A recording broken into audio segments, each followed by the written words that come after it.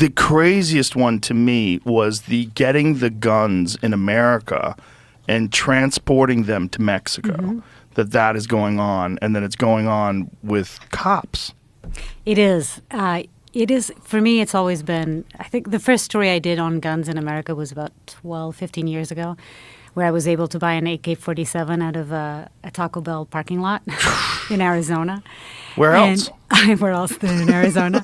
And then the funny thing that happened... where else but a Taco Bell parking lot? Of course. Both those things. Of course. And then we went to a bar to sort of celebrate the fact that we just filmed this crazy thing that just happened, because we knew it was possible that people were doing this, but we wanted to show it with our camera. So we had sort of secret cameras filming, and then I went out and I bought it, and we went out to a bar after, and I ordered a beer, and I forgot my driver's license, so it didn't give me a beer. That's hilarious. Isn't that funny? So no beer, but I could go out with an AK-47. And a few days later, we bought a 50 cal out of a guy's garage that we went out into the desert and filmed. Women and like shot. it when they get carded.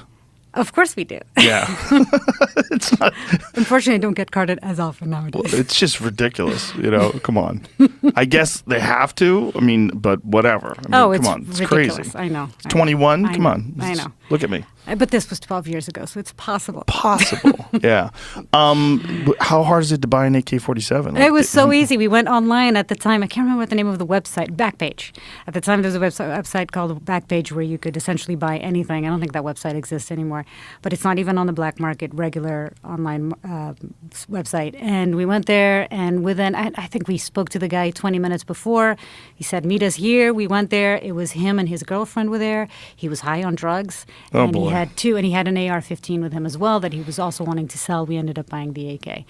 But yeah, so I've been fascinated with sort of how easy it is. How do you know he was high on drugs? Because you could tell. I've reported enough on drugs. And Meth, you think?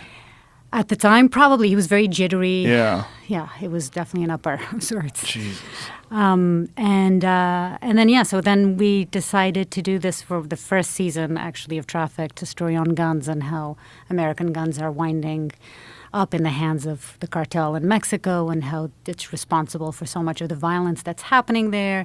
And sort of this cycle, which I don't think most people think about, how then the violence leads people to immigrate to America, and then they come here, and, so it's like a cycle of violence and immigration, and guns, and it's all sort of connected. But whenever we do a story on guns, and another one that I did on ghost guns was released last week on National Geographic, and it is the most sort of controversial issue, the hot topic that we can always... So I immediately start getting messages of people saying that I should go back to my country, and what am I doing, and I'm trying to take away people's rights to own a gun, which is absolutely not the case.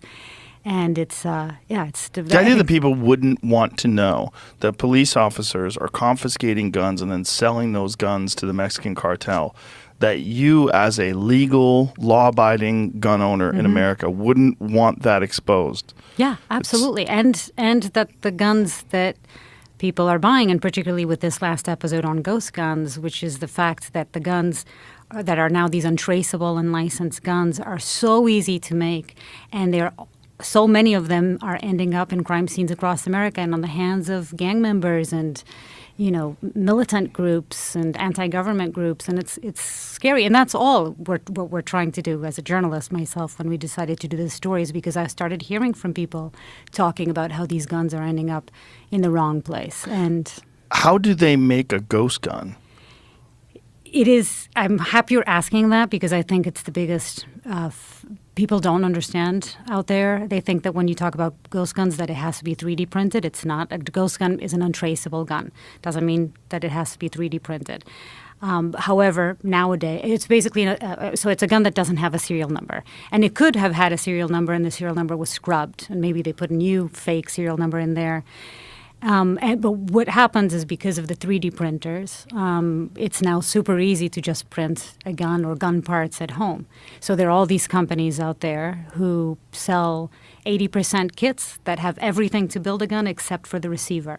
But there's a company, for example, called Defense Distributed, ran by Cody Wilson, who was the first one to use a ghost gun, or a 3D printed gun. Actually, it was called the Liberator. And he got in all sorts of trouble with... The Liberator. Yeah. And he's a strong believer in he said he wanted his company to be sort of the WikiLeaks for guns, so that everybody could have access to guns. So he sells these kits that are 80% kits, and it's everything you need to buy a gun except for the lower receiver, which is what the ATF and the government actually considers to be the gun. What part is the lower receiver? It depends on which weapon, I believe, but it's the bottom. On the guns that he's selling, it's sort of the bottom piece. Oh, okay. There's the Liberator. Yeah, that is a Liberator. Yeah, so this is all 3D printed, and he showed me. So that's an actual gun, that plastic thing? That is, and somebody pulled that on me, I'd be skeptical. And this was like, several hey. years ago. It's evolved a lot. It's evolved a lot since then. Yeah. Ghost gun. Wow. Yeah. So that's a real gun, that plastic thing? Guns too. Yeah. And so But what, but if you want to see some of the new ones and what they're making, And now these are also ghost guns. and some of that is metal. So where do Some they of get it is the metal metal. parts? It can be all 3D printed. Some of it is metal. So you can buy it from companies like Hoodie Wilson's. And then They 3D print metal? nowadays, yes, you can. Really? You can have it's like a polymer. I can't remember. Polymer? Polymer material that is.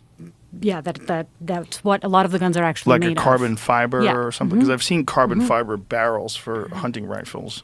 They make them very light so that people can take them into the backcountry when they go deep Yeah. into the woods. There's all the kind of parts you can make with 3D Wow. printed metal stuff. Oh, one of the craziest things we filmed for this ghost gun episode was actually these teenagers that were also making 3D and ghost guns, and they came to the desert with us, and we spent a whole day with them shooting guns and showing us what they build. And they were also making drop-in sears, which are little pieces that transform a gun from semi-automatic to fully automatic. Mm. And they're illegal actually in America. You can't buy that at a gun store, but they're making them for 50 cents. Yeah, Wow. it's a crazy world.